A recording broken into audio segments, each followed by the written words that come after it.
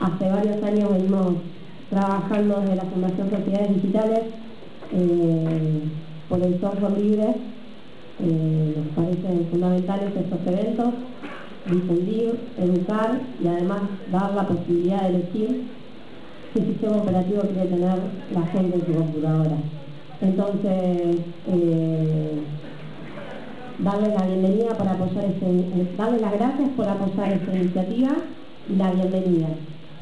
Fundamental agradecer el equipo de la Fundación Sociedades Digitales que trabajaron mucho para que hoy estemos acá.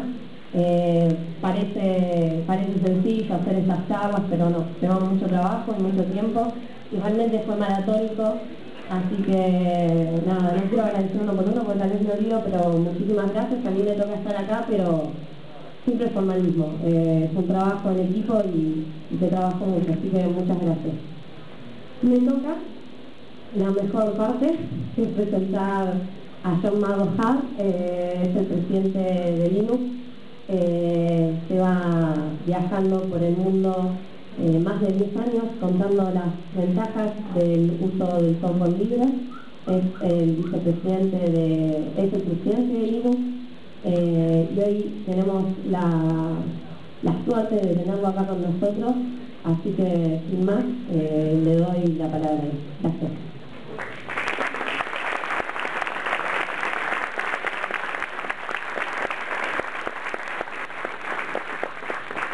Thank you very much. Move this up a little bit. Today we're going to talk about a project that I've been working on for the last 5 years, and over the last year and a half I've been working on more intensely, particularly with some partners of mine in Brazil.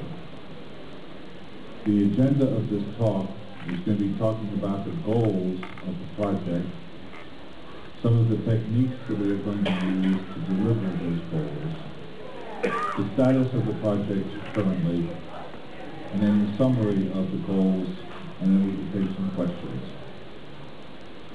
Now, let me get rid of something because I recognize it's going to be happening throughout the conference and the talk, and we just don't need that.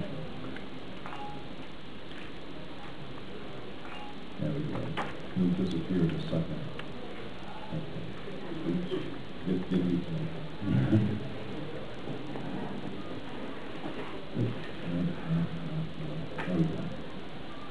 Now, the average person in the United States, when they think of Latin America, they think of the Brazilian rainforest, they may think of Patagonia, they may think of the Amazon River, or piranhas, or carnival, or soccer. But hardly any people think about the fact that there's a city called Sao Paulo, which is 29 million people, or Buenos Aires having tall skyscrapers. They don't compare it to a place like New York City. But the truth is that 80% of the people in Latin and Central America live in an urban environment. They live in the city, not the country. And in these places, often the internet is not 500 miles away from the people that need it, as in Africa, but it's only 50 feet away, and they still cannot access it. And it's important that they access the internet because this is the cheapest way of getting information and training to these people so that they can get jobs. Now, there's a project called the One Laptop per Child Project by a friend of mine, Nicholas Negroponte.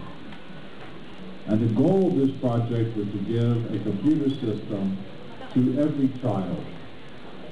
So you give a computer to a child at the age of 7, and they would study, and by the age of 17, they would enter into the workforce.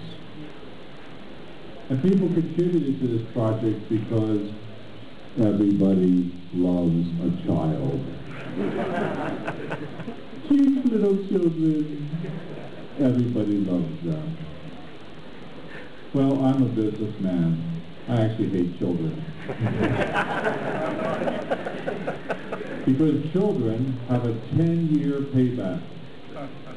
You give a child a notebook at 17, they enter the workforce. That's 10 years. I want to give a laptop to an adult because I could train an adult in 2 years to have a new job. I could take the adult off of welfare and unemployment and make them a taxpayer. When I was in college, I was a Democrat. Then I paid my first taxes and I became a Republican. So I believe in the 2-year payback.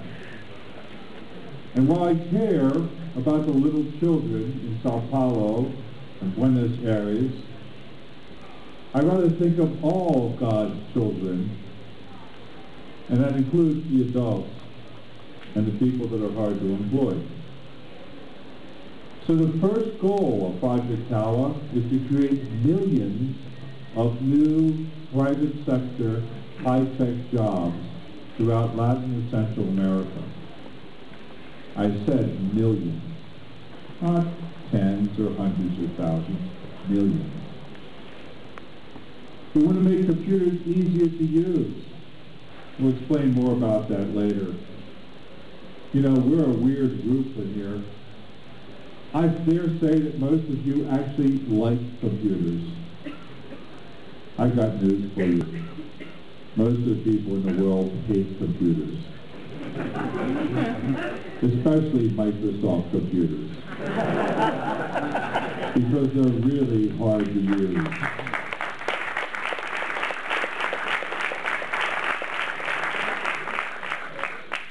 We're going to create more environmentally friendly computing. We have to throw away our computers every 3 years or so because Microsoft doubles the size of memory that you need. They make it so that you can't run Windows Vista on the same computer you had before. Heck, you can't run Windows Vista on anything. We are going to decrease the cellular wireless contention. In New York City, you can no longer make a 3G telephone call using 3G. The reason for that is that everybody is downloading porn, data, onto their phone. And so you have to use 2G to be able to make the telephone call. We're going to show you how we're going to fix that problem, so you can download as much porn as you want. We're going to create a gratis Wi-Fi bubble over large urban areas. Yes, I use the gratis word. This is free as in beer.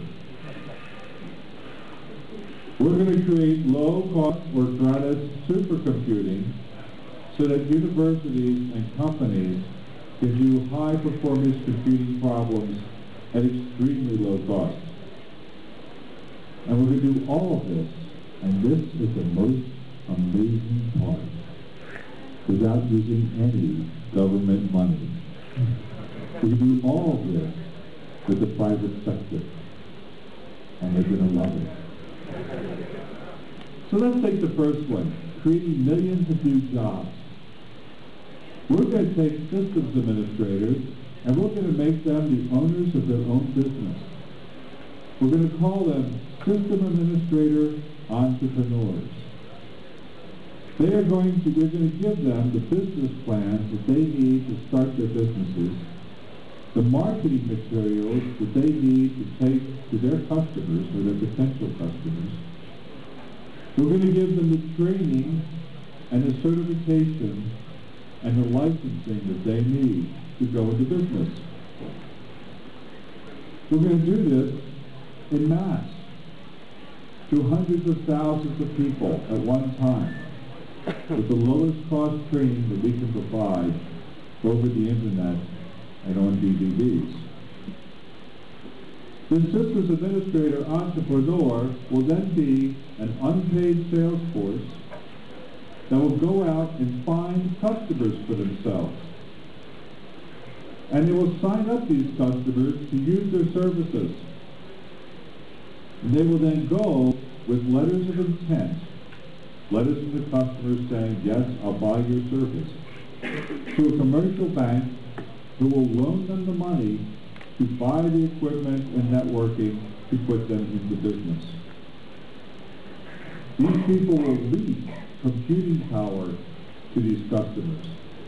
The customers will not own their computers, but on the other hand, if the computer breaks, they won't have to pay anything for it either, because they'll just be leasing it. This is the business that we will have. We will give the systems administrators, entrepreneurs, the training in both the technical and business side that they need to do this job. We'll provide this training through